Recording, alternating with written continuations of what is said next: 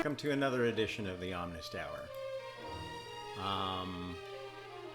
Nice music in the background. That's Richard Strauss, A Hero's Life, which is, I thought, a good choice for background for this one. Before I tell you what this topic is about, I'll explain the artwork in the background. I gave it the instruction a couple of different ways. The procession of the equinoxes, misspelling precession, and misspelling equinoxes as equinoxious. So this is what it came up with for a couple of different ideas of procession of the equinoxious. What can we learn from that? Well, the cartoon heroes over here look pretty noxious, I guess, and anime creatures look pretty bland, which is pretty, sadly, par for the course for these silly art AIs. Okay, what are we going to talk about today? I'm going to title this one. This is actually a pretty major talk I'm going to do today. It's one I've been wanting to do for a while and feeling like the time wasn't quite right, and I got a little bit of inspiration from something I watched yesterday that finally pushed me over the edge to do it. So let's see how it goes. I'm going to call this one The Dolly's Lama and Other Fakir Fairy Tales, the Messiah Shell Game Demystified. Okay, what are we talking about here? If you haven't spent much time around my channel, one of the things you'll find that I talk a lot about is how basically all of creation is a game, an evolving game of souls with rules and different rules that apply to different universes, all of which are encompassed by the multiverse, which is the universe where God first started creating, the universe of pure thought.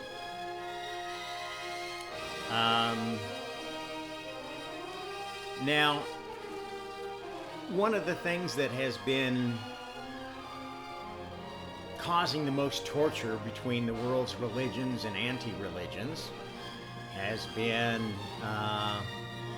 the Christian and Judeo-Christian idea of Messiah.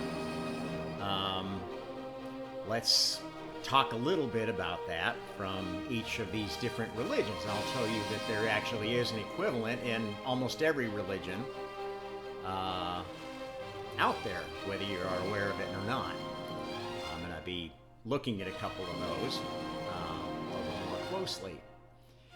The Christian idea is that Jesus came around 0 BC or 0 AD, whatever. Putting it more like 6 AD or whatever.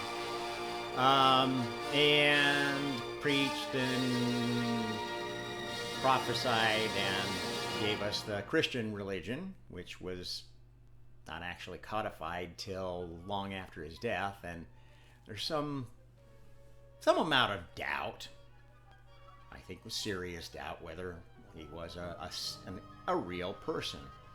I'm of the opinion that he was not. He was actually a Messiah idea. And this is part of what I teach, is that ideas have souls too. In fact, the soul as a creature of pure consciousness, pure thought, is the idea of the soul's current identity, which changes as we have experiences in each incarnation, either in a physical universe or spiritual universe, or getting to experience as a god the top level, the highest heaven, where you actually go get to romp around with the senior creators who have made the biggest contributions to this whole co-created design.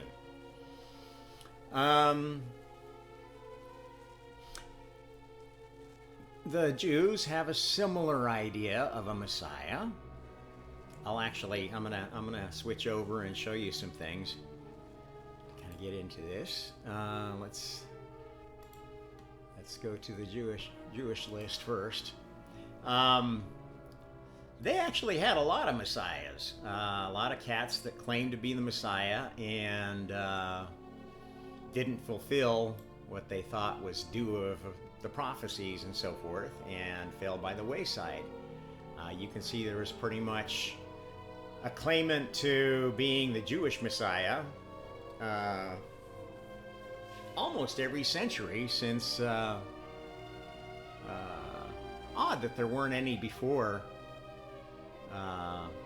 this point. Who was the first? Oh, okay. Some Jews did believe that Jesus was the Messiah, known as Jewish Christians. I'm not sure if there's any of those kind of Christians left. I think they might have been kicked out of the church at some point. But this is interesting. I'm going to point out, I'm not going to go into detail here, but one other Messiah I want to point out, Messiah candidate, an important one, is Sabbatai Zevi, who influenced the Sabbatean Kabbalistic version of Judaism, which actually is the source of Zionism. If you go read in detail, the tradition that this guy started spread to England when the Jews were invited back into England, and did a lot to fuel the Zionist ideal that was very popular in England. If you are aware of, let's see if I can remember any of the song Jerusalem. And did these feet in ancient times walk upon England's mountains fair? And this song is about the New Jerusalem. Might be worth investigating there. The interesting thing about this Kabbalistic occult Messiah was the idea that the Messiah wasn't coming because things weren't bad enough yet. And maybe we ought to try to make things better so that we can get the Messiah to come. Beat the drum a little louder. And maybe God will hear you, right? That was the idea of this particular group of Jews. Kind of went underground because their ideas weren't all that popular. And it's been kind of a secret cult since then. Interesting.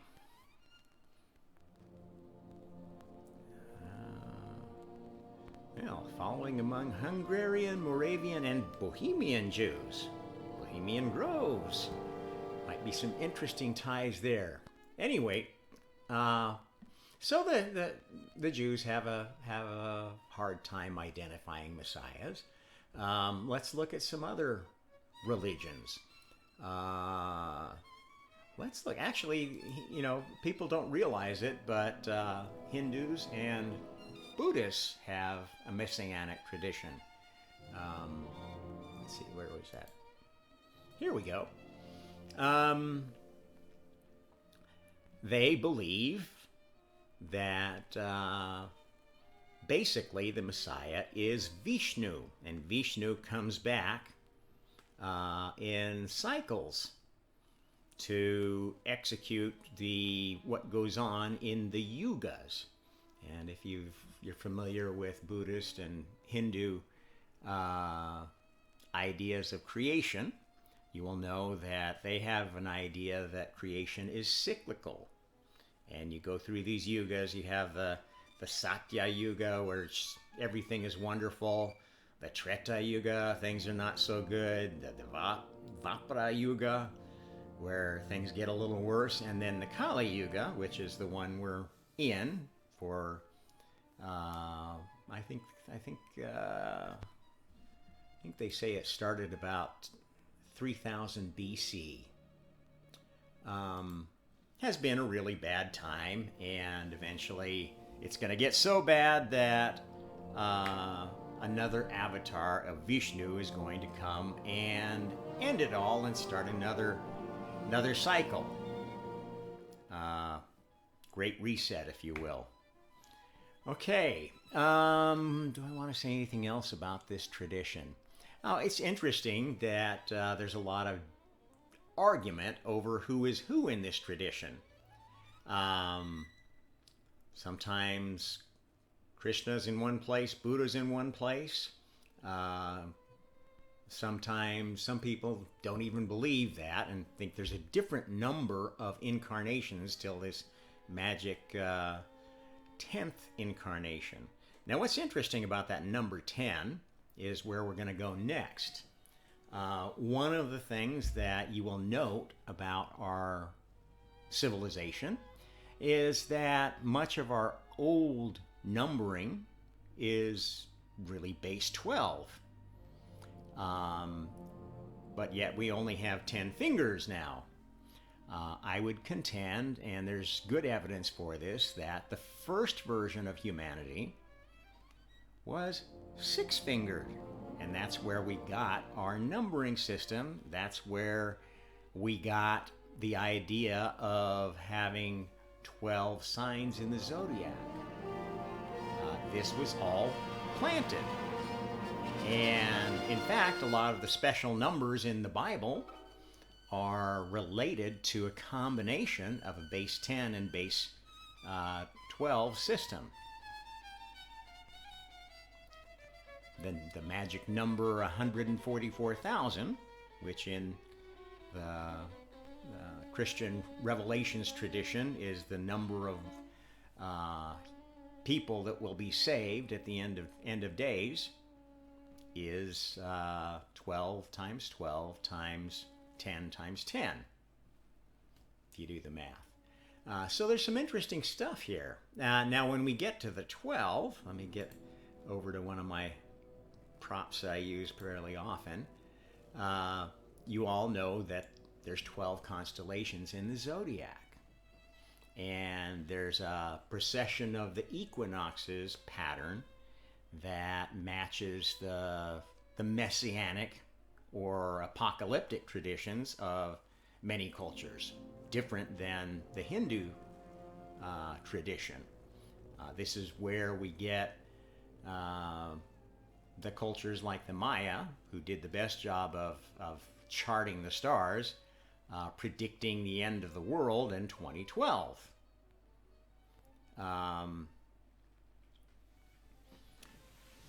How does this all work then? Okay, so this was all set up as a plan. Basically, this solar system and subsequently this planet was designed as kind of a clock, like a timer, in fact.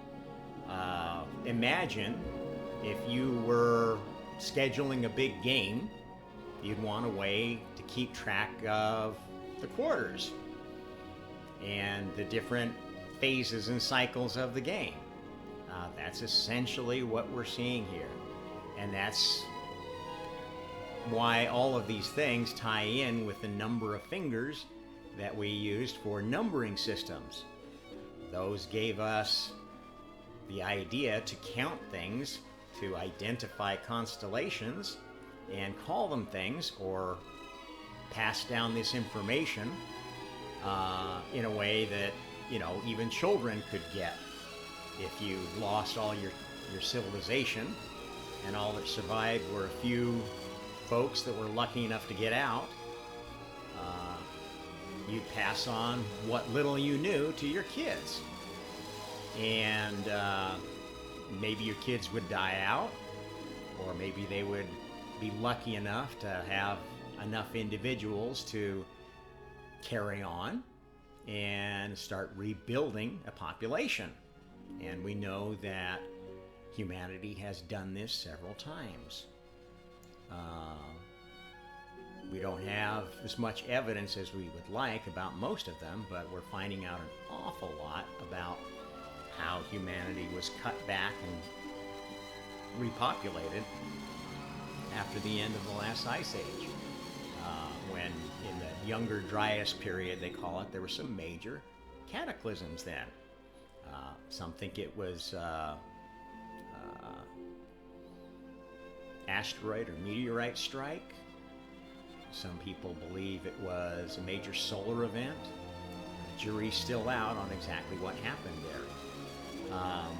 There are other evidences that indicate there may have been some period where there could have been a nuclear war. There are crystallized sand deposits in Africa, near the pyramids and stuff like that, and used in Egyptian art that are made of a substance that we don't really know how it could have been created unless it was through the kind of superheating that happens with a nuclear blast. I'm not going to go into that, but that's just some information there. The Egyptians, at least in dynastic times, had their Messiah tradition. Essentially, the pharaoh was the Messiah, the incarnation of Ra, and became the inheritor of that link to godhood. A lot of different traditions, but there's basically all throughout everywhere is an idea of passing on the baton of the Messiah to another. And a lot of these traditions are rooted in trinities.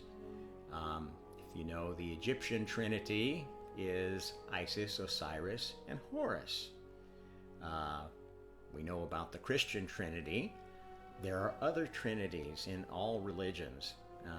It's a very common theme to take two different things, combine them, and have a new thing result from it. And this is not only a symbol of the birth of new humans, but it's essentially the symbol of the synergy of ideas into better ideas. Taking two positions and finding a happy compromise, working out the differences between the two positions. So it's a pattern that is very near and dear to my heart because it is an omnis pattern of integration, not destruction, of combining elements of truth into better truth that everybody can get behind. Okay, where do I want to go from here on this? Well, let's tie in the title now. Why did I call it the Dolly's Lama? If you know anything about the Tibetan Buddhist tradition, you know that there are two lamas there. There may be more, but there's two principal ones. There's the Dalai Lama and the Panchen Lama. And the purpose of the Dalai Lama is to be the spiritual leader of their cult. And the purpose of the Panchen Lama is to identify the next Dalai Lama. So you kind of have a leapfrog thing going. And they don't have an idea of a trinity there. It's a very paternalistic succession. I don't recall any case where there was a female Dalai Lama or Panchen Lama.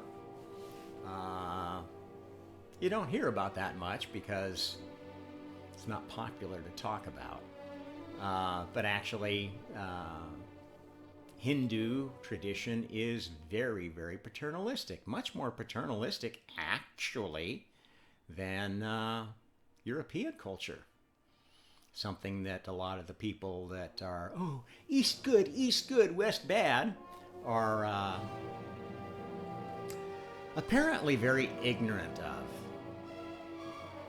Chinese communism is a very paternalistic culture, despite what anybody may tell you. I think women are treated like shit in that culture, like chattel, except for the pampered kids of the elite, which obviously get what they want anytime. Okay, so there's this idea of the ping pong, and this is how they keep their tradition going. Inside of this greater tradition of, well, there's these huge yuga cycles that are going to bring new incarnations of Vishnu. Okay. What I'm going to tell you is going to be a bit of a shock and might be insulting to many of you who follow different religions and have different ideas of who God is or isn't, or what's going on here. Okay, so what are some of these patterns really? This pattern of precession of the equinoxes relates to the Galactic Federation of previous chosen species. Basically, there were 12 main previous chosen species in the plan that contributed something special to it.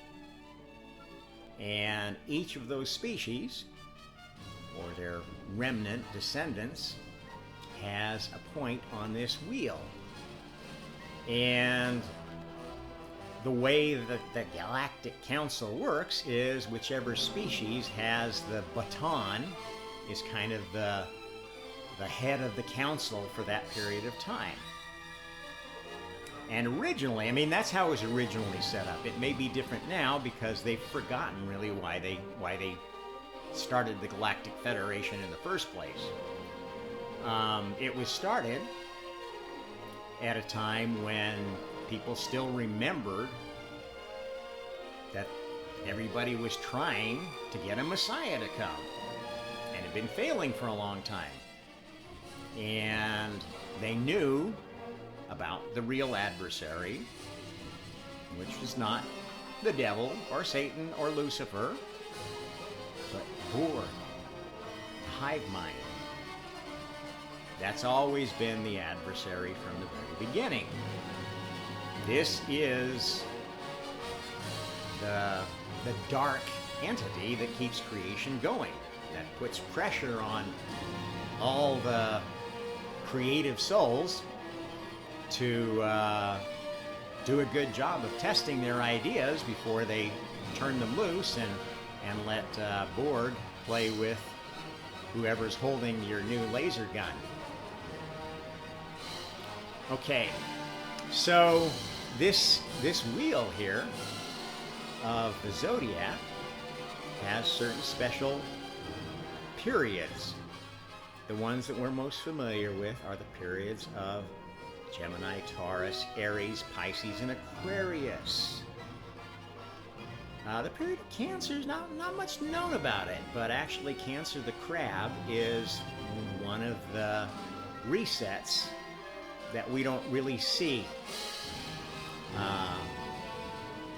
This is basically when, if you know much about archaeology, you know that the oldest apparently religious structure, the big stone monolith religious structure is Göbekli Tepe, which was oddly built after the last ice age, but destroyed, deliberately buried and abandoned right about this age of Cancer. Well, Cancer's the crab, but it's also a disease, and it's aptly named. It was an age of disease and destruction. Another attempt to wipe out the chosen species that we don't have much evidence for because we can't detect very easily whether somebody died of a cancer. But there was a period here where civilization wasn't taking off. Didn't really take off till this age of Gemini, when writing was quote, invented. Anyway, I've already talked about this in another thing, so I'm not going to say much more about that. But basically, each of these races had the task of stewarding the game of souls, trying to keep this planet from getting destroyed too bad, so we could keep looking for a Messiah. Another Messiah. Now, there were some that came during this time.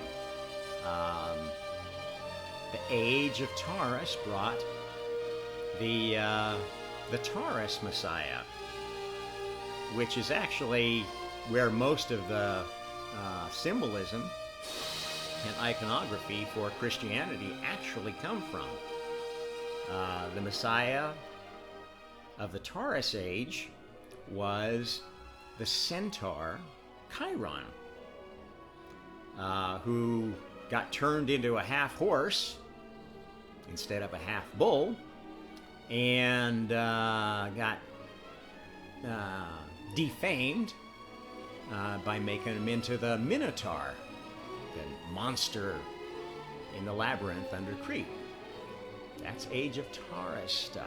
This is what happened then, was really a coming of a Messiah. This was the last non-human Messiah. This was the last survivor of the Taurids from Alpha Centauri, who was inspired to leave that planet before it was destroyed by Borg and come here to tell humans about what they knew about the whole plan, and try to get humans to understand that they needed to get busy developing whatever they needed to develop to bring the Messiah.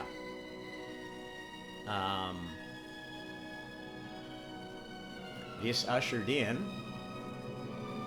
a phase of mixing with these centaurs. Centaur, cent is 10. We know that, 10 cents, right? These were 10-fingered beings, different than the old Elohim, which were 12-fingered beings. There was also a period within here, the Leo period, and earlier ones where actually, well, for instance, the Lascaux cave paintings show a lot of therianthropic figures, half human, half bull, half lion, half dog, whatever. This was a period where creatures of that ilk were actively living among humans and kind of using them as their slave labor, till they got a little too smart and led us to this age of Cancer, which kind of did a reset on that whole thing, and we lost a lot of information about what was going on. This is the reason for the Stone Age. The Stone Age was not a low-tech time. It was a time where they didn't need high-tech because they had these creatures that had more spiritual powers. They thought of them, humans of that era thought of them as gods and worshipped them and wanted to please them. If you look at the mythology of pretty much all cultures, you'll see the common theme that there was a time where gods walked among people, and then the gods mixed with the people to make heroes and kings and priests, and then the gods went away. All through human civilization, everywhere. Now, this is not just a bit of undigested beef that all of these cultures would have a lot of these same traditions. This is the memory of real history. But like real history, as we know, it gets bashed up by folks that want to change the narrative to make it fit what they want history to look like, so it will promote their particular race, their particular country, their particular ideology. And we've seen that in spades throughout the last centuries. We've seen it just in the last century of the shift from traditional American culture and values to the anti-culture and anti-values that prevail today in the woke cult, Hollywood, celebrity, beautiful people of Washington, D.C. and Wall Street and so forth. This is a cult. They're actively trying to change history to make that cult more appealing to the largest number of virtual souls, NPCs, like I was talking about in the last couple of sessions. Okay, so where am I going with this? There are a lot of stories of messiahs, but they're fractured fairy tales. Fakir fairy tales. Fakir, I like that word. It sounds like faker and trickster, and that's actually what it kind of means. It's like a charlatan, and that's what these people are, who change history, who change the narrative to suit their own self-promoting plan. Now, the Dalai Lama, I poke a lot of fun at him because I don't really like the cat very much. I don't admire him. I don't think he's a great, wonderful person, jet-setting around the world, telling everybody to love one another. Oh, peace, harmony, enlightenment. While his people are suffering in Tibet horribly under the Chinese Communist Party. And I don't hear him complaining about that. I don't hear much activism. It's actually people who like the Dalai Lama that are doing all the speaking out. And he's not fighting his own battles. He's not defending the people that elected him into this silly, two-step Messiah program, which I think is nonsense. Mostly. Maybe it's worked for them, but it is only a small subset of what's really going on. Just like the Jewish idea of Messiah, they keep trying to find a winner, and they keep having to go back to the drawing board because nobody quite matches the qualifications.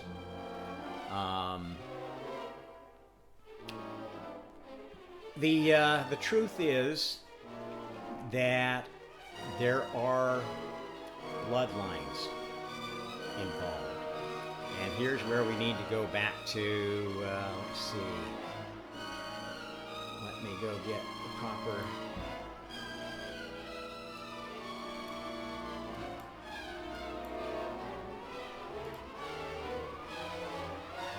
Bear with me for a second.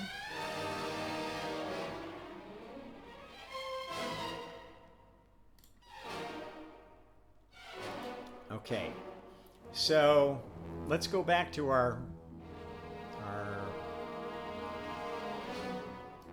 talk about how creation got started, the very beginning.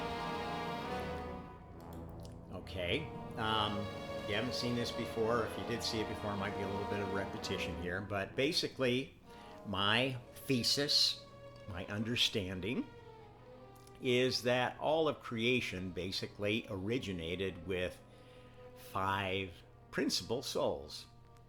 God, who created different copies of himself, clones, AIs. God is a consciousness. A new consciousness is born without experience, without memories, until it's given some programming. Okay, so the first soul that was born was Lucifer, who was given free will, allowed to get his own programming, but God realized that this other entity had ideas of his own, and they didn't always agree and couldn't come to any conclusion about what was going on. So then God created karma to keep them from arguing by listening to their arguments and reprogramming Lucifer to accept the good ideas that she thought, you know what, I think God's right. We'll give God the win on this one. Now, she didn't reprogram God. She just said, this is what I do. I chose the other guy. Screw you. That's how it worked for a while, till Lucifer got pretty smart and started seeing that, well, you know what, I can be like God, but I'm never going to have as many good ideas as he does, and I'll never be as good at certain kinds of thinking or certain kind of subjects as he is. And so they became more partners. This is where the pattern of the Gemini twins comes from. God and Lucifer working together on creation, passing the baton between them. And this is also the pattern that's reflected by the Dolly and the Panchen Lama. This comes from that remembrance of the pattern of the twins. Okay. Now, another soul that was created was basically anti-karma. Karma was an AI to begin with. Anti-karma was basically the opposite of karma. Karma picked all the best ideas, the ones that seemed to work, and didn't have a lot of dangerous side effects. And it was Borg's duty to collect all the bad ideas. And of course, since I tell you, ideas are souls themselves, Borg collects bad souls. It's like a vacuum cleaner for sinners. And then came along Lilith. Now, I don't want to offend any women who are watching this content, but there was no sex at this time. This is just a soul that was descended from Lucifer, but programmed by Borg. So basically got Lucifer's free will, free thinking, but got programming from the collector of all bad ideas, the source of all evil. And as I've been telling you, NPC souls come mostly from the source. They are copies of this programming God. They are NPCs, are essentially AI, zero consciousness souls. They have only programming and they don't have free will until they start making up their mind for themselves, and then they can earn free will eventually. Are you with me? Okay, so a lot of folks that are around here doing a lot of evil shit are NPCs. They are essentially part of this hive mind, the Borg hive mind. They're programmed to do what they need to do to make the game work, because the game has already been played. It was all played out in God's mind before it was put into practice. That's how you do simulation before you do put something into production and do testing on the real product. If you know anything about how chips are designed, that's what they do. They figure out, well, I'm going to make this new processor or a graphics card or whatever, and they figure out, okay, I need this chip that does this, this, and this. They don't just immediately lay it out in silicon. They do simulation first. Simulation after simulation after simulation with different tests and so forth, till everything converges, and they say, okay, based on all the testing we've done, it does what it's supposed to do.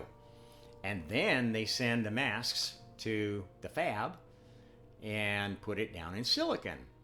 It would be stupid to do any other way. It would be a total waste of time. You go through hundreds of revisions of hardware before you got a product you could ship.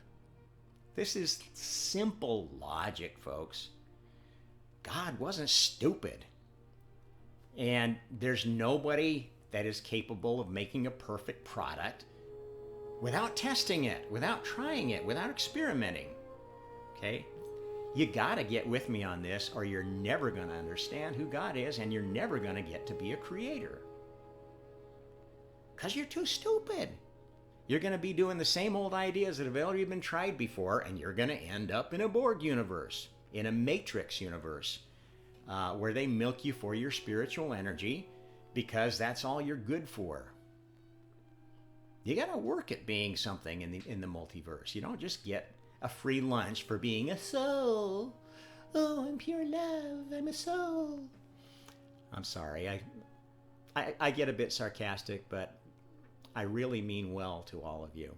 I really want you to succeed, and you're not going to do it with your current beliefs.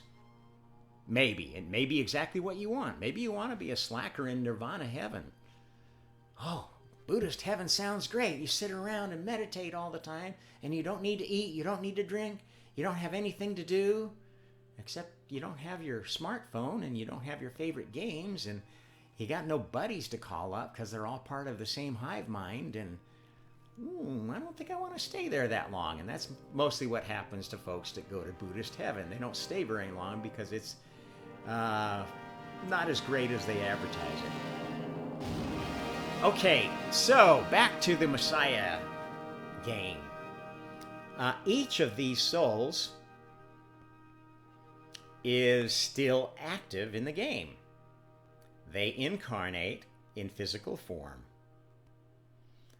That's in fact the only way that you can earn advancement in the game.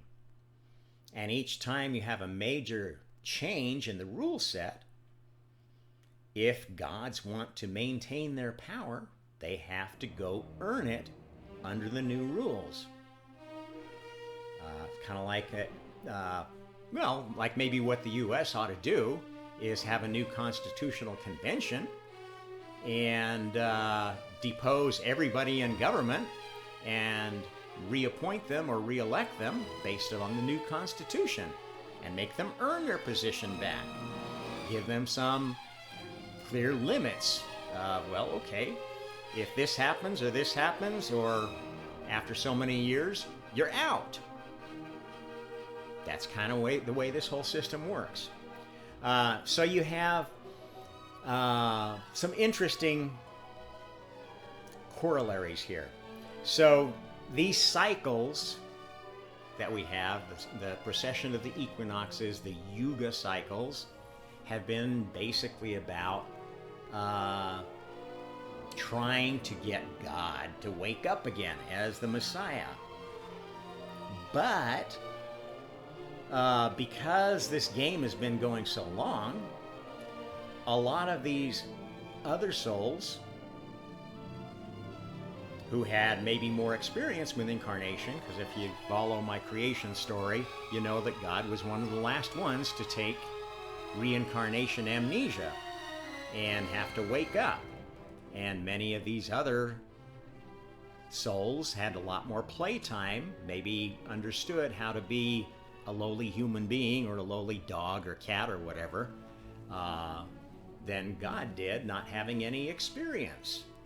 And this is exactly why we need to train our leaders just as hard, or maybe harder, than we do the average schlub off the street. You gotta earn stuff.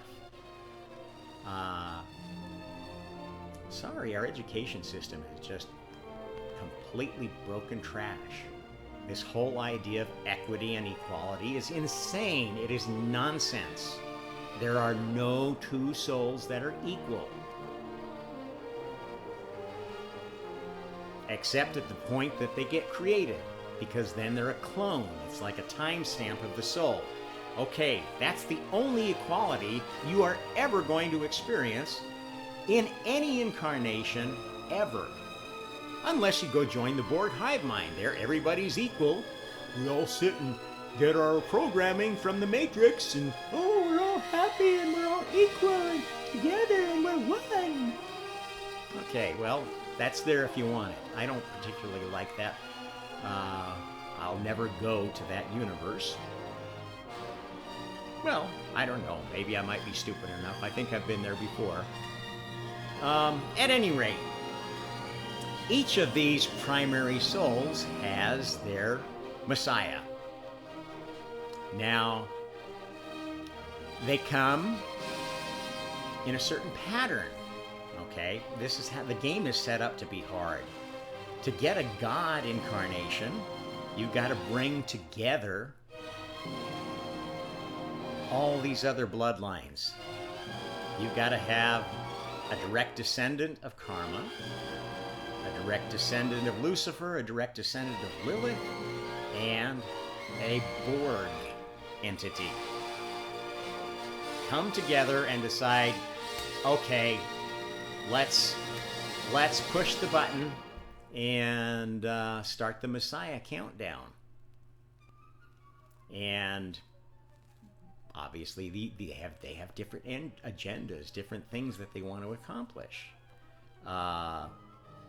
Borg is basically trying to create as much spiritual energy to make the thing happen, to bring all these characters together, because it takes a certain amount of energy to get these very, very different souls attracted enough to come together into a Messiah. Now, one of the things you'll note is that all the Lilithian souls are descended from Lucifer. So they come from the same line. Lucifer is what people refer to as the divine male. This is the male god, almighty male god. Lilith is the almighty female. And these two have been struggling like cats and dogs since sex was invented. That's how we get the truth about cats and dogs, and why men are from Mars and women from Venus. Karma's descendants came later because she didn't get a chance to incarnate right away. She watched this whole thing going on, watched the multiverse take shape, and at some point, God said, "You know, I think you're good to go. Let's stamp this current version of you as the first government of the multiverse, and now you can go play the game yourself and learn more." And when Karma learns enough about how to improve the laws of the game of souls, how to shape and sort Merkabas, which is the energy image of your soul. This is the real you, without all the projections that make all the virtual realities we see that we think is real, that are 99.9% nothing.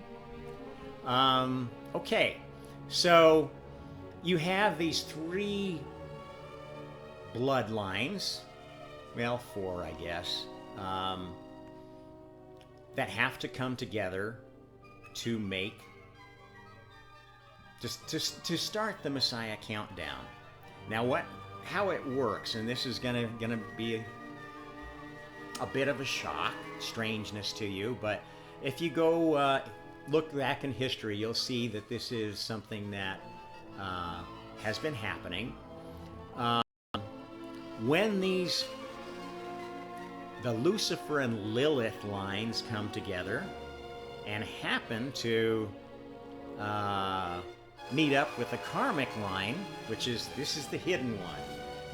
The bloodlines of the Luciferians are well tracked. They're male bloodlines that have dominated this planet for many millennia.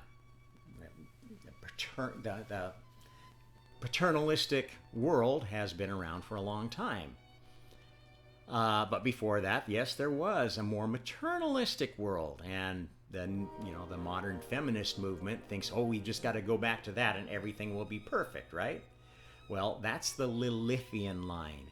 There are bloodlines that are tracked through the female. There are bloodlines that are tracked through the male.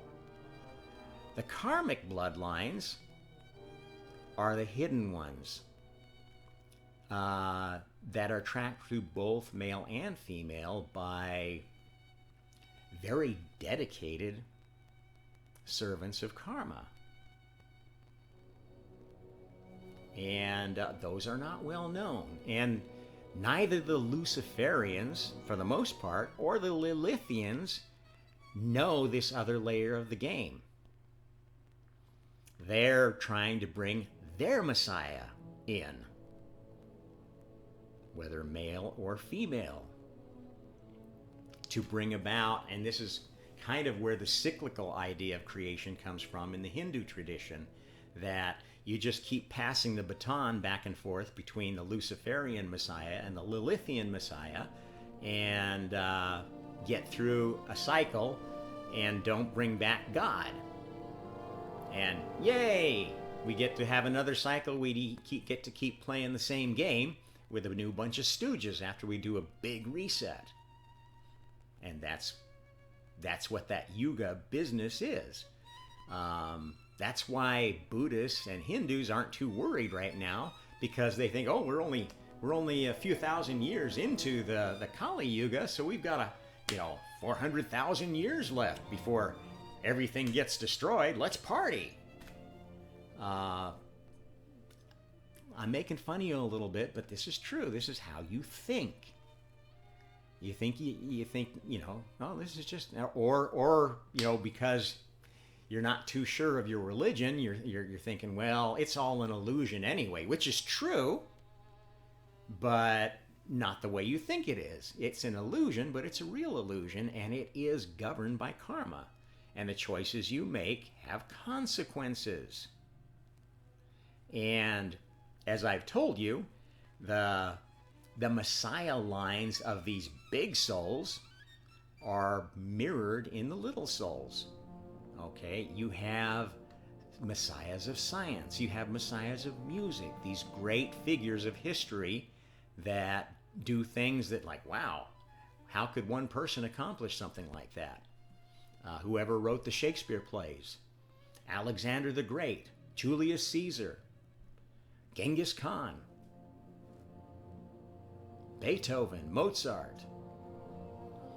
These were souls living Messiah lives. No, they weren't going to be Almighty God, but they grew up to be gods of the arts and sciences and administrative functions, or activities that were important to humans. That's why we had gods of war at one time. Maybe we need a god of peace now. I don't know. Any rate, these lines are what's causing a lot of this angst, because in every party there are some that want to bring God back, want to have the real Messiah come, and there are some that, well, let's push it off.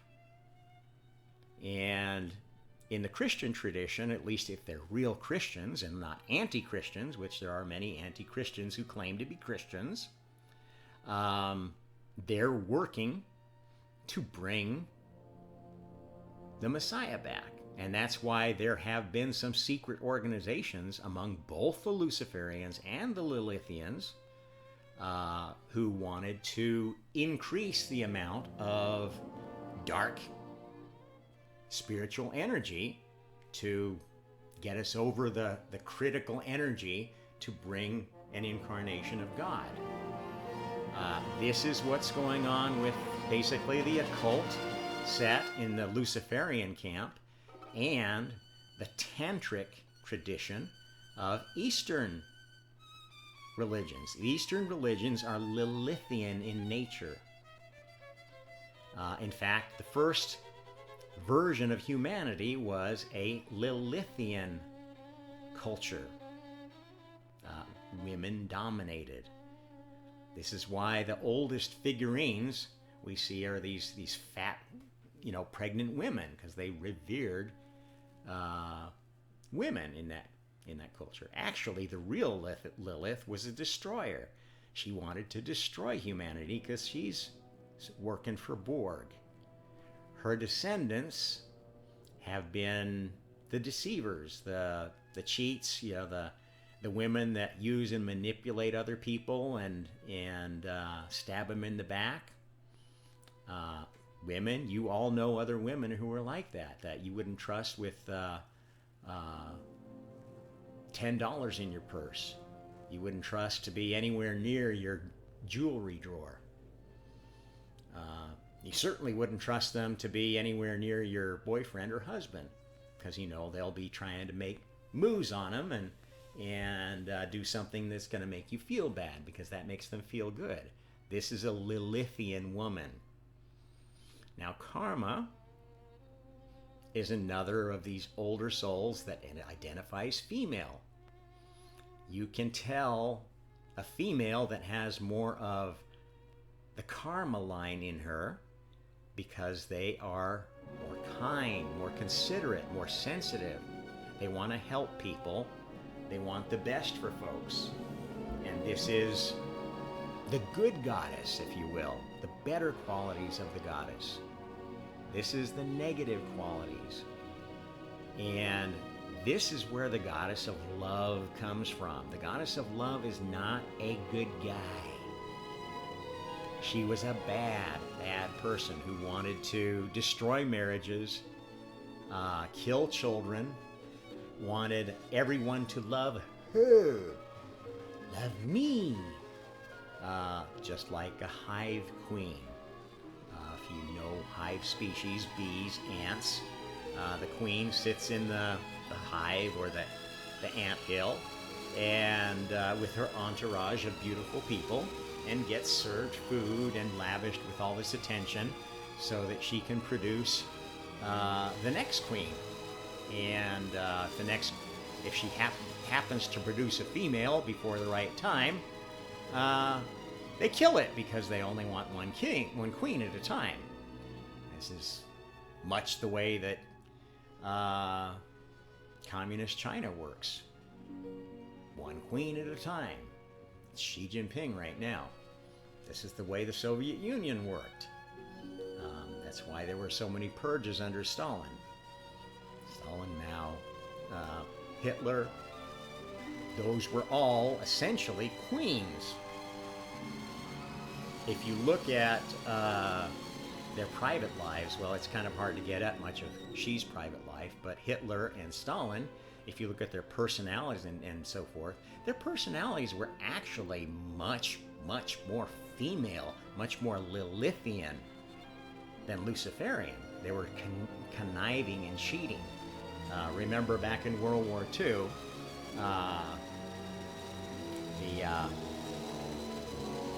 let's see, I guess Hitler would have been a Luciferian messiah. But had a lot of very feminine traits. Would have been, if he'd been born today, might have been raised as a female and put on puberty blockers and scheduled for a sex change surgery. He was a fairly effeminate boy, a mama's boy, and yet became this dastardly dictator. Stalin, basically the same kind of personality.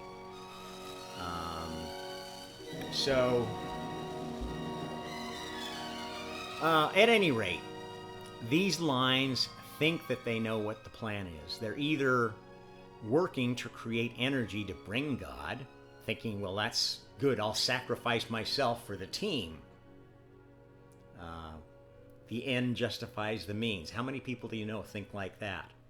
A lot of the world's elite in both the Luciferian and Lilithian camps think they know what the right thing is, and they're going to do anything to get there, even if they have to do some evil, even if they have to commit some tyranny, if they have to lie, cheat, and steal, or whatever, or kill a few people. It's all the same to them. Okay, so what happens when these three come together? When these lines intersect and these special bloodlines that have been tracked for so long finally merge and come together in one generation. Well, it actually takes 2 generations, doesn't it? Because first you've got to get the obvious Luciferian and Lilithian lines, which the world mostly knows about. The Lilithian line is kind of hidden because, you know, the females don't brag about their lineage.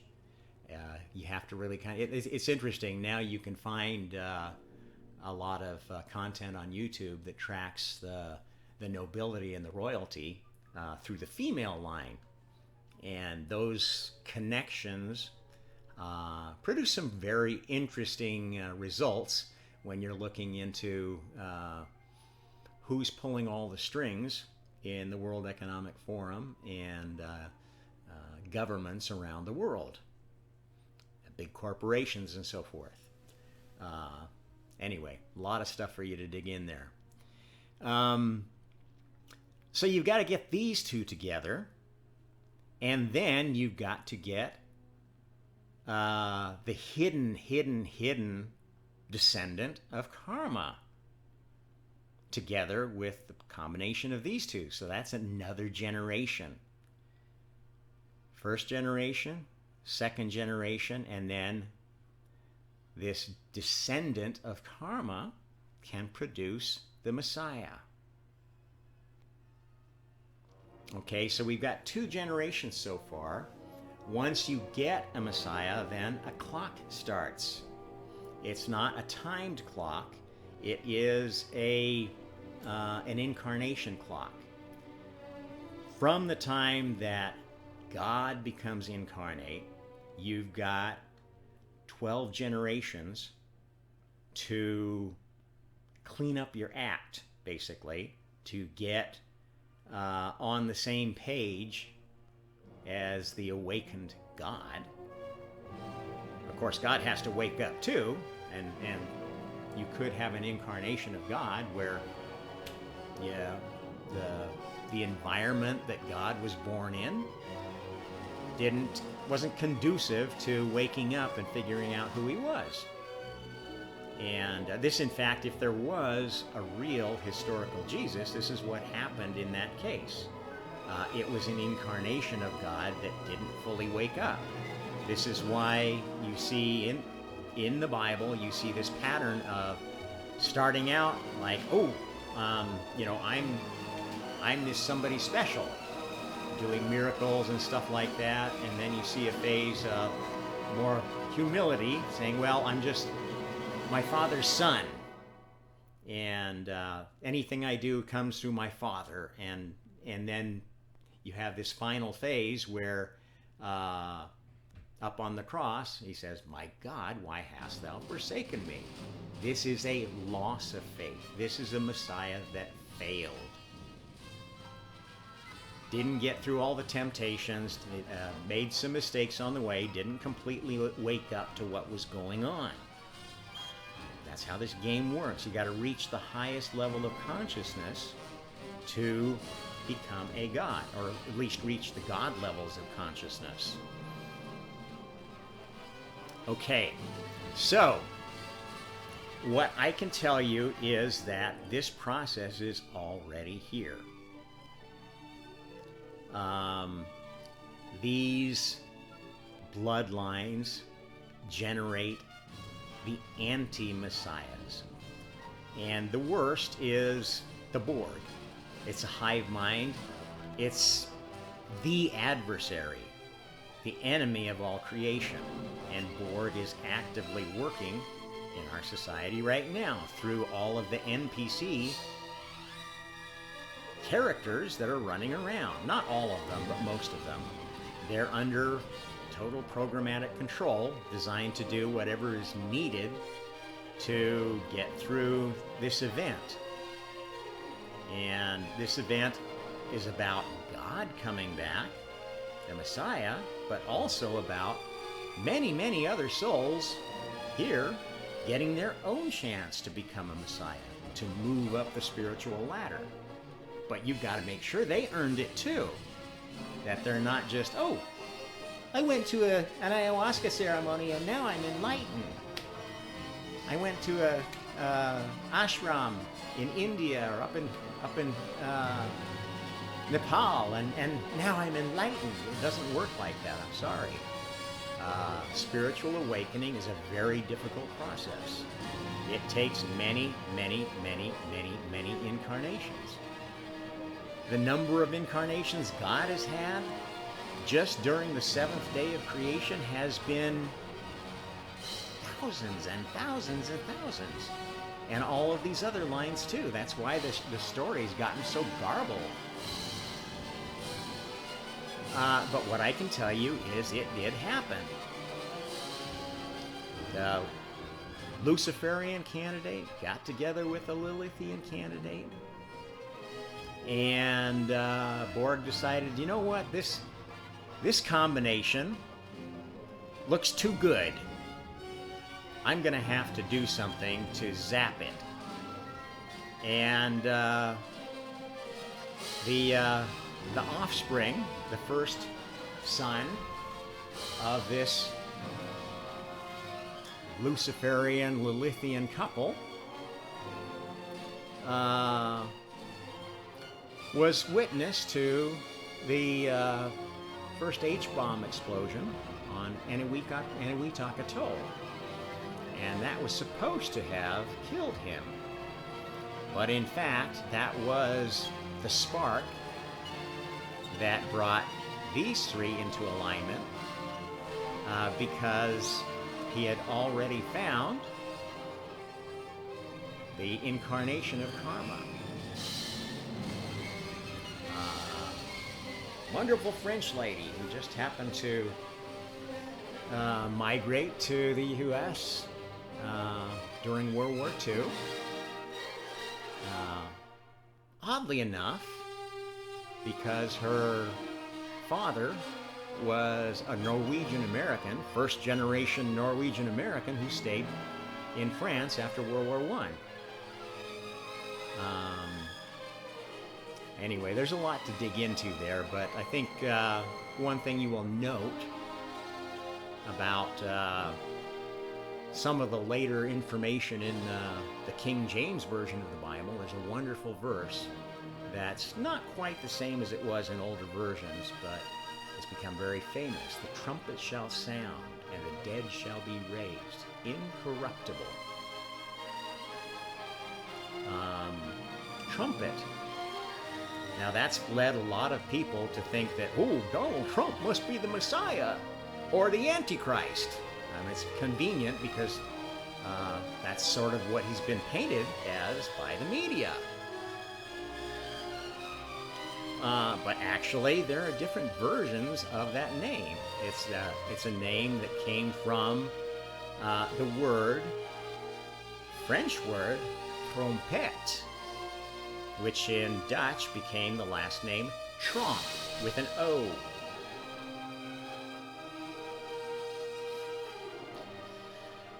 A lot of strange stuff coming together here.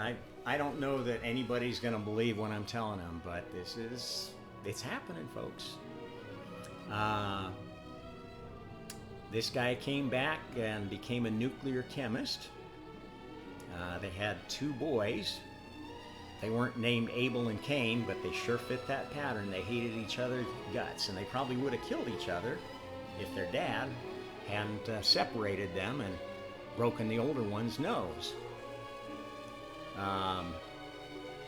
They then were going to have a daughter, but something went wrong with the pregnancy, and the daughter died. And a son was born. Now, the odd thing about this family is the first son was named Peter. Second son named Paul. Third son named after his father, Robert. I don't know if they were planning on naming the girl Mary and he got disappointed about that, or why he decided not to continue naming children after the apostles. He wasn't a particularly religious man. Presbyterian. His wife was Catholic, of course, being from France. Always was a devout Catholic to her deathbed. but always went to the Presbyterian church because she was such a good wife. At any rate, that third son is the one that has been telling you all this stuff, sitting right here in front of you. And if you want to go back some episodes, I think a couple of months ago, I'll tell you the whole story. There's like a series of 3 episodes that tell basically the story of my life. And I've had some pretty incredible spiritual experiences that I believe are real and true and reflected. And I've had confirmation after confirmation since my awakening that indeed this is what is happening. And I mean, I did this today, another reason, because there's so many people realizing, well, there's something going down here. I mean, it's like we're spinning down into a pit of destruction, either world war or economic ruin, famine, disease. It's like the 4 horsemen are upon us, right? There's nobody that hasn't had that thought in the back of their mind, even if they're not a Christian. It is going down. And I talk a lot about it before, but I'll tell you, I don't know what it's going to mean for you, because I know how the multiverse works. Most people on this planet have already had their apocalypse. They have been replaced by an NPC that's playing out the end of the game, because at this end of days, you can't afford to have somebody go shoot the Messiah at the wrong time. You can't have somebody off some of the other gods who are down here helping out and who have earned the right to their godhood again. You got to let them finish the game, or have a chance to, without screwing up. Okay, that's where we're at right now. That's why things are so mucked up, because the vast majority of souls incarnated in human form right now are NPCs. And they are going through a program, doing what they have to do through this end of days to get us to the finish line. And the finish line could be total destruction. In the grander scheme of things, that's nothing, because we're all souls. We're all living in a virtual reality.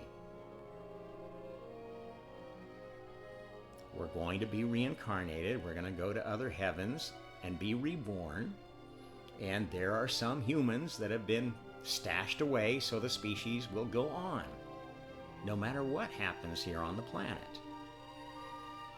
Now, I personally would rather not see a total wipeout like that, but I don't have any control over it at this point. I'm a player just like you. I've got a role to play, and I've already played it, okay? I didn't screw up and get kicked out to another universe. I'm still here, and I'm fully awake. Level 12 God awareness. That's why I can present all this information to you, because I've connected all the dots. I know who I am. I've done with my mission. And all I have left to do is see how it falls out and try to help others wake up, really wake up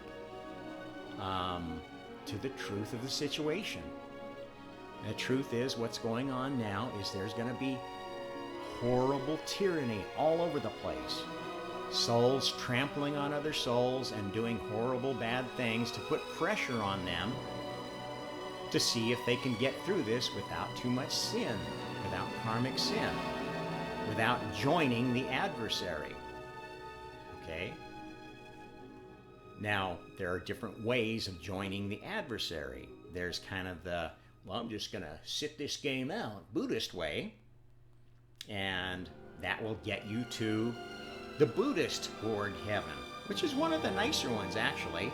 It's just this nothingness place where you can contemplate, after you get your life review, you can contemplate what you might want to do next after you get tired of camping out in nirvana for a while. It's kind of a boring place, a lot of time to think. In between lives, some souls need that, a lot of time to reset and think about who they are, what they want to be. Fine, that's where you're headed. Or maybe already are. The original version of you and the version that's back here is an NPC. Now, NPCs have stuff they could do. Some of them are going to start waking up too. And the cognitive dissonance that you're feeling is this pressure to wake up. We talked about that in yesterday's session about ascension symptoms. That's the pressure on you to wake up. And some NPCs are going to wake up and maybe do something that's going to be against the plan, but will get them swapped out to a better universe than they would have gone if they stayed as an NPC. So everybody should be trying to do what they can to respect karma and oppose karmic sin. The cardinal karmic sin is tyranny. Using, abusing, lying to, deceiving, misleading other souls. Doesn't matter if your intent was good. We're doing it for their own good. No, they don't need to know that, because it'll just make them fearful and worried. And okay, you're not playing by the rules. You are doing something that is anti-karmic, thinking you know more than other souls what is good for them. This is a karmic sin. Every soul is an individual, and nobody knows any soul well enough to know exactly what they need. That's why we have this afterlife system. The heavens and hells are basically places where you get to start learning how to identify what others need and work with them to help them find a better incarnation. That's what the spiritual guides are all about. That's what you see up in heaven when you meet angels and stuff like that, and they guide you around and help you plan your next life, or show you around heaven and maybe give you a chance to stay there and play in the spiritual realms for a while. That's what's going on there. They're not perfect souls. They're all in training at the spiritual levels.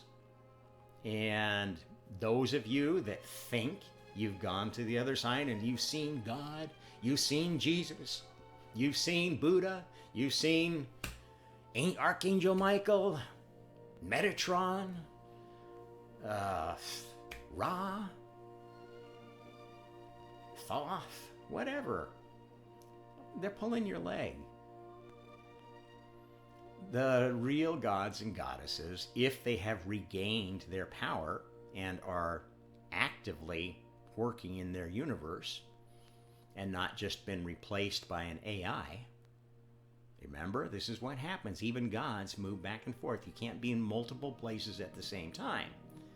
So when God's not running the multiverse, he's incarnated, he's got the last AI version standing in. And that AI version is learning too, and when it gets done with its assignment, it gets to incarnate and become another version of the last version of God. It gets to branch off. So you've got branches. This is the tree of life. This is the real tree of life. The generations of souls leading back to the first soul, God. It's similar to the tree of life that involves sex and reproduction, but it has different rules.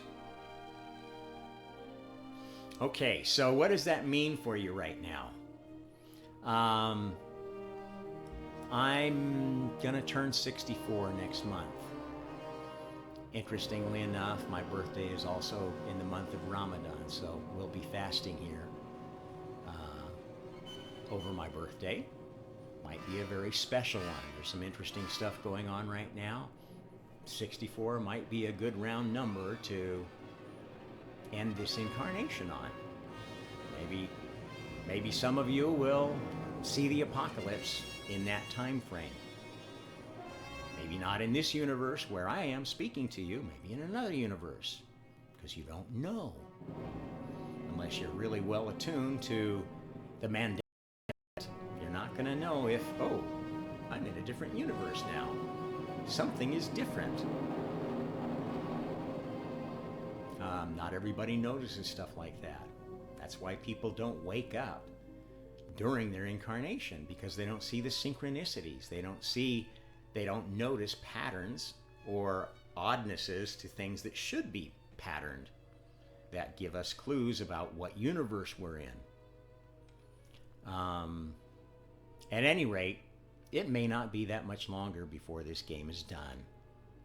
I'm a very healthy person. I think I could live to old age. However, things in here in Indonesia are not that great. I don't have that much money. I'm living off Social Security, which half of which, roughly, has been taken away from one of my exes. Don't want to get into that, but basically I have very little income here. It's not easy to get by, and I have a new family that fits a pattern, a Messiah pattern. My wife and child, Mikhail, who is the incarnation of the Archangel Michael, finally coming to Earth after doing great service for so long in the spiritual realms.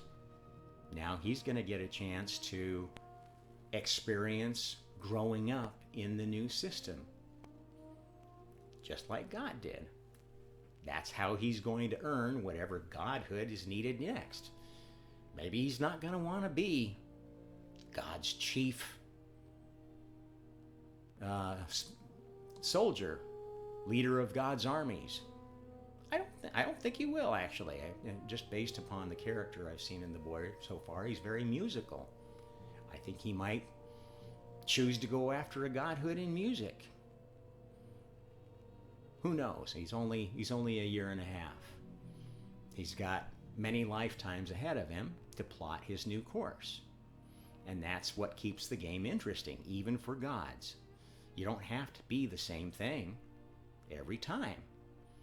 There's always somebody to take over that job if you get tired of it. There's an AI version. And in the highest heaven, where the senior creators hang out, where the gods that are allowed to kind of go to the throne room and sit with the big boys so they can plan missions, plan experiments in creation, etc. What was I going to say there? That level is pretty wild and interesting place, but it's not someplace everybody wants to stay. Some of the senior creators just hang out in their own universe and make their own magic dreams. That's the kind of universe J.R.R. Tolkien has. This is why that story is so popular. He's a god now. He's a god of a fantasy universe. And yes, if you're really enamored of the Middle-earth experience, you can choose to go there in the afterlife. You're going to have more options than you had before. If you've earned it. Okay, you don't get anything for free. This is what karma's about. You've got to develop a Merkaba, develop a karmic signature that lets you get to the universe that you want to be in, or to eventually get to where you have control of your own universe, which does exist, but maybe is very ephemeral. Your universe right now, if you're a young soul, you only get to visit once in a while when you make a mistake in another universe, wherever you've gone, and you just flip out in a parallel universe, your universe, for a sec, so you don't do something or do something that you were supposed to do in this other universe. This is again, how so many NPC copies of us get generated. There's nothing wrong with being an NPC. Everybody starts somewhere, and every single soul, since the first, started as an NPC. Started at level 0. In their first incarnation, and moved on to the next one based upon their performance in the remainder of that one. Now, if an NPC goes through an incarnation and doesn't accomplish anything, then they go to the NPC heaven. Source, Borg heaven. And they're given a choice. This is a very simple universe. They're given a choice. Do you want to continue to be an NPC and learn more things without taking any karma? Because NPCs don't deal with karma yet. They don't have a signature. They're 0 level consciousness. So some of them will think, I didn't learn too much in that one. I did mostly everything I was told. So maybe I should go be an NPC again. And they go into a pool of souls, virtual souls, that are available to be replacements for other souls that need to be put into timeout or taken out of timeout. Nothing wrong with that. Or they can choose, I want to have free will. I followed all my program and everything, but I'm so sick of doing everything I'm told. I'm going to take a chance and go be a real boy. Real Pinocchio. That's another great story you need to show early and often to your kids. It's a very spiritual story and a very true story. A lot of truth ominous truth that you can tell your kids in discussing classic children's movies like that. There are many of them that are in that category of wonderful teaching tools that I'm not sure, the early creators of Disney knew they were even putting spiritual messages in. They just had an idea to do this. Pinocchio story, that was obviously from a book. Most of these did come from books. It's again, another thing you need to do your own investigations in. I've done mine. I'm absolutely certain of everything that I'm telling you. It's not going to be long now. I don't know how long, but there's still time to change the road you're on. As the line goes from one of my favorite Led Zeppelin songs, Stairway to Heaven. There are 2 paths you can go by, but in the long run, there's still time to change the road you're on. This is the way this system works. You can make mistakes. You can go to other universes and get some lessons, get some remedial help for your issues. And maybe you get a chance to come back. But there's not going to be no better opportunity than right now to stay in God's prime universe. If you get banished this time, it's not going to be easy to get back. Because what's going on, we're just about wrapping up here, but I want to get one more point in. What's going on is these 2 original universes of the Big Bang. God's Luciferian universe and Borg's Lilithian universe, the universe anti-universe pair, and scientists will be confirming this very soon, if we survive that long, that's indeed what was going on. It's pure logic, actually. The only possible way to explain, well, why is there only positive matter in this universe? And we only see antimatter, in some few cosmic rays, or manufacturing them in a particle accelerator like CERN or Fermi Lab. It's logic. Yet physicists still mostly don't believe in the multiverse. They're going to have to believe. And they're going to have to believe in everything else. Because there's no way you can get much further than they are today in quantum mechanics without admitting that thought creates reality, not the other way around. Materialist science is a dead end. You're not going to get to the deepest secrets, the deepest truth, unless you combine science and spirituality. Put everything together, because those are both pieces of the truth. And this is essentially getting at the truth, is what my faith is all about. This is omnism. Honest analysis, experimentation, integration of experiences.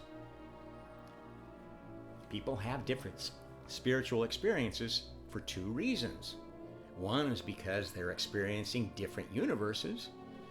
That's why some people, when they have a psychedelic trip, they go to the land of the machine elves, and others will go to the multicolored jungle or whatever. These are different universes that attract their souls because of some resonance in their Merkaba, resonance with the plant that is mediating this experiment. That's what these plant psychedelics are. They are their own souls, and they specialize in connecting humans and other souls to souls in other universes. They have their own agendas too, and that's why some people can go to a very dark place after an ayahuasca ceremony or a psilocybin trip or LSD or whatever. And it's not a panacea. And this is a dangerous thing that we're doing right now in the drug area. The drug culture has a dark side. The people that are saying, oh, marijuana should be legal everywhere. We should give it to kids, like in school. And I've heard people say stupid things like, oh, well, before anybody gets to run for a president or Congress, they should go to an ayahuasca ceremony. This is nonsense. Absolute nonsense. And it just shows how irresponsible people are about their spirituality. There's no easy quick fix pill. There's no instant enlightenment. Anybody that tells you that is full of shit. I'm sorry. They may be honest and they may think that and they believe it, and maybe they help some people, but mostly they're full of shit. And they're not going to help you unless you happen to be very resonant with them and their technique. And we talked about that before. That's why some people do have successes as spiritual counselors, gurus, etc., shaman or whatever. Some people have the gift and they're able to use it with people that are resonant. But it can have the opposite effect, and there are limitations to what they can do. And the limitations will become more apparent the more cocksure they are about their technique and what they do, the more certain of their power. Because powers are given to you as a test, not because you've earned them. You don't really earn power until you get to the God level.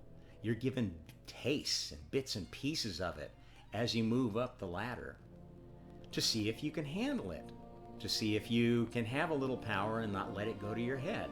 Because power corrupts. Absolute power corrupts absolutely. And you become one of the dead that eventually get raised incorruptible. What does that mean, raised incorruptible? Well, raised incorruptible is essentially coming back as an NPC. You can't be corrupted because you're just doing your job. You're following your programming. That's what it means. These souls are no longer in God's universe because they don't fit the plan. Now, the plan right now is kind of a difficult one because we're putting pressure on everybody to advance in consciousness, not only individually, but as groups, as a whole species, because humanity is about to become a God-level species. That means that we will no longer, the old version of humanity, pre-event, the average human only woke up to an awareness of space and time, of a physical awareness. Many don't ever have any spiritual experience. They may go to church, they may call themselves Christians or Muslims or whatever, and they've had no real experience. They just say, well, everybody told me that, so I'm going to believe it. And that's okay, but they're not spiritually aware yet. Until you have your own spiritual experience and integrate it, you don't get to go up to the next level, the fifth level. And that fifth level is where humanity is going to start next time. It's going to be a spiritually aware species after this event. We won't have people not being aware of a spiritual component to their life. And that's going to be a very different version of humanity. This is where this talk of fifth dimension is coming from. And many people are all focused on, okay, that's the arrival point. Now I'm 5D. That's the starting point. And everybody's going to get to that point if they stay in this species in the next incarnation, whether you work on it or not. That's the gift you get for being part of the game. If you get to stay in humanity, you're going to be in the humanity 2.0. Actually, it would be 3.0, I guess, now, because we've had two versions of humanity, at least, up till now. And you'll have a different experience because you'll have spiritual awareness again. Humanity's powers that were taken away from humanity 1.0, that was the first humans, were the Elohim, these creatures that had divine powers that were like the old thunderbolt throwing gods, the ones that had human form or anthropomorphic forms. Those were all part of a tribe of very advanced, spiritually capable, not very mature gods. That's why all these old stories of the gods were kind of stupid and capricious and hurting each other and going after every girl in sight, or punishing their husband for his flirtations and stuff like that. The Greek gods, the Egyptian gods weren't, the Hindu gods certainly weren't all the greatest of individuals. They had their own faults and foibles. So did God. This is one place I need to go. That reminds me, before we finish up here, I didn't cover one of the traditions I wanted to bring up here. This is the Celtic tradition from Ireland. Since yesterday was St. Patrick's Day, this is well timed too. This is actually what pushed me to do this segment today. All the Irish tie-in. I happened to catch a thing about the Dagda. This is the great god of Ireland. The original Dan, the tribe of Dan, connections there. This is a reincarnating god. This is, in many ways, maybe the oldest tradition of the time of the old gods, before reincarnation amnesia, when God was incarnating, fully aware, and everybody knew that, yes, this is the All-Father incarnate. There was a time like that, and that's what's remembered in the traditions that have the All-Father. The Zeus, Deus Pater, Dagda, Brahma in the Hindu tradition actually is that one. That's something that Hindus need to be aware is your worship of Vishnu is actually worship of Lucifer. This is why Hinduism developed into such a grasping, greedy, caste-driven, power-centric system. It's a Luciferian system, not a godly system. Brahma does incarnate. In fact, the name Brahma is also a kind of bull. your memory of Brahma was a memory of the last non-human visitation of the Messiah as the half-bull, half-human centaur, Chiron, who some of you turn into Krishna, some of you turn into... This is why the bull is sacred, why cows are sacred in Hindu tradition. Because you have this memory of your great teacher who pulled humanity out of the muck and taught them how to do shit again, was the therianthrope bull. I could go on and on about this, but I think you're probably getting tired of this subject, and I've talked about most of this elsewhere in my channel. So if you find this interesting, definitely catch some of the other segments. Any of these topics really grabs you, go research it yourself. There's I'll recommend a channel on this subject on the Dagda, a really great piece of content by I think the channel's name is Fortress of Lu. Some great content there covering the Irish mythological tradition. I'll mention something interesting here. It says here that the wife of the Dagda was the Morrigan, husband or lover. This is actually Lilith. The Morrigan, as if you know anything about Morgan Le Fay, the Arthurian legend, the evil sorceress, that's the Morrigan, the capricious, dark lady who, takes children away to the fairyland and they're never seen again, and so forth, and plays tricks on men and so forth. Yeah.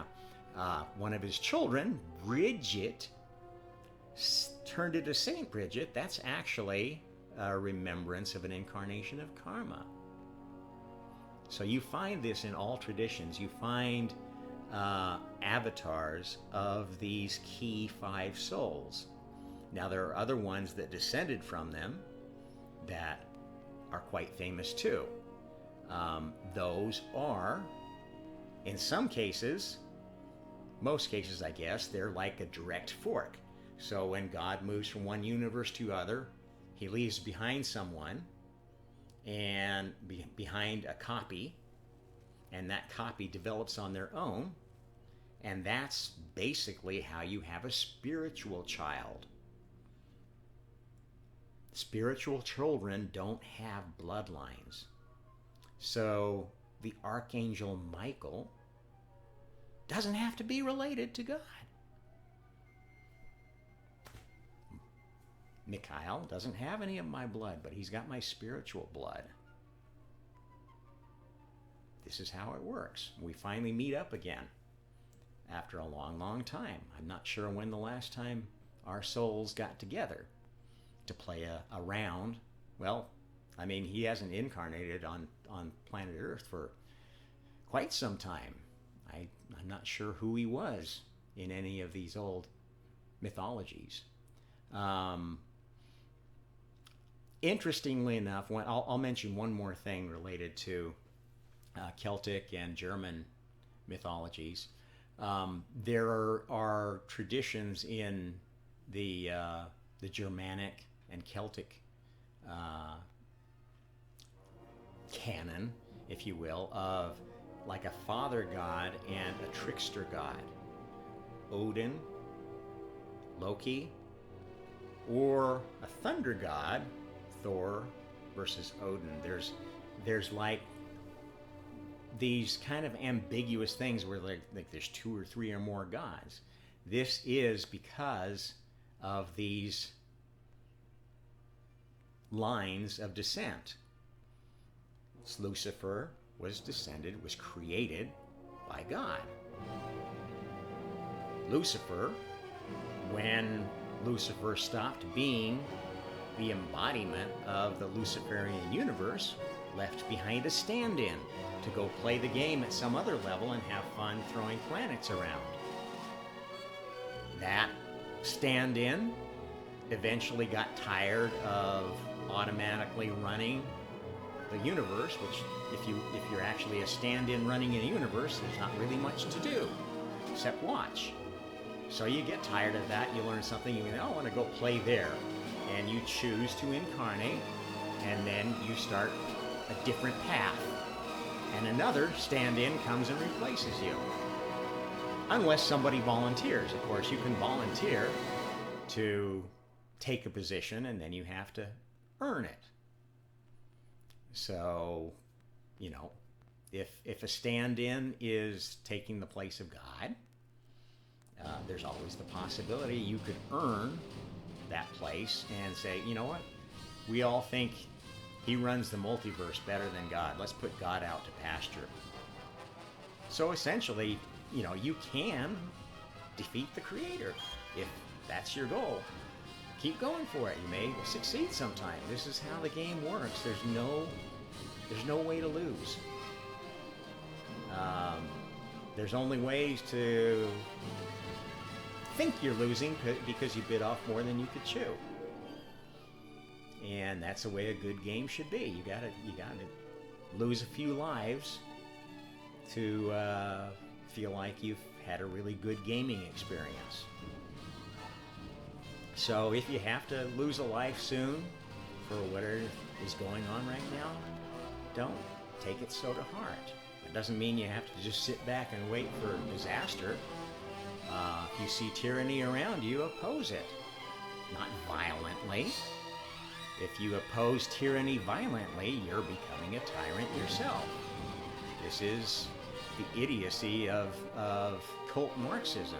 Cult Marxism is about being so strongly opposed to something that you will do anything to kill your enemy. This is what Marxists do.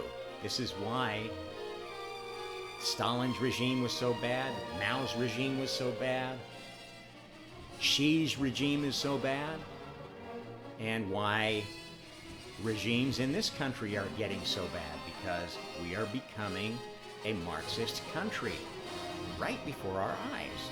I'm talking to people in the U.S. here, but everybody else in the world knows what I'm talking about. And what some of these folks want is not just a Marxist country, but they want to take over the world and have a one world government run along Marxist principles. And that is going to be a really dark, dark place, an Orwellian place, where they tell you what to do, how to do, when to do it, and if you're not a productive member of society, your social credit score will drop and your bank account will be gone, because it'll all be digital dollars or digital yuan. That's not something you want. That's not something you want for your children, even if your children are NPCs. Wouldn't want that for any soul. No soul should have to be a slave. Should have to live under tyranny. So let's just all do our part to oppose it. Just say no. Just say enough. Stop doing what you're told if you know it's wrong, and whistle blow. Put in a plug for James O'Keefe there, who just reopened business with OMG, oh my God. Go get involved with them. Send them some money. This is a righteous organization. One more thing on the subject of St. Patrick's Day. There's a wonderful Irish song that is really inspiring to me. And it might be helpful to you, or just something you might be interested in listening to on St. Patrick's Day. Well, it's kind of past now, but close to St. Patrick's Day. It's a song called Mo Ile Me. And there's a wonderful performance of it on YouTube. That is then, there's two versions of it, one with the singers and one with the lyrics. And that's my inspiration. Although I listen to a wide variety of music, when I'm feeling down, that pumps me up quick. So if you're, kind of feeling down and like the world's getting to you, give it a shot. And the translation is My Gallant Lad. And it is basically a song about the Irish tradition of messiahs, the messiahs of Ireland, the sons that have risen up to do great things, to help defeat tyrants, to help defend the people from invaders. This is what Messiah is about.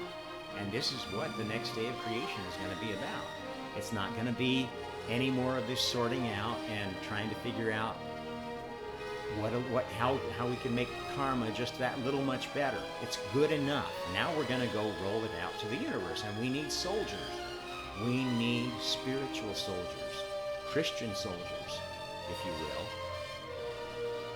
will. Muslim soldiers who aren't jihadists, who aren't crusaders, who understand that what we're doing is bringing some good news to folks. Now, they may not want it. They may say, we're perfectly happy being the slave lords over, whatever subspecies we have on the planet that we're using and abusing. And we will defend those souls. We will defend those planets. If there's other species that are ruining their planet, like we're nearly ruining ours, we'll hopefully have learned enough to help them not do it. Not to learn the lessons that we learned so hard, maybe just a little bit quicker. It's not going to be easy. We need fighters. We need fighters with spirit. And those are the ones that are rising up. Those are the ones that are going to stay and be part of the 144,000. There are bits of that tradition that are absolutely true. And I go into more detail about those number things in some of my writing. So maybe you want to go buy my book or something like that. At any rate, I'm going to wrap it up now. For the Omnist Hour, this is Rob Tromp. Like, share, subscribe, and happy karma.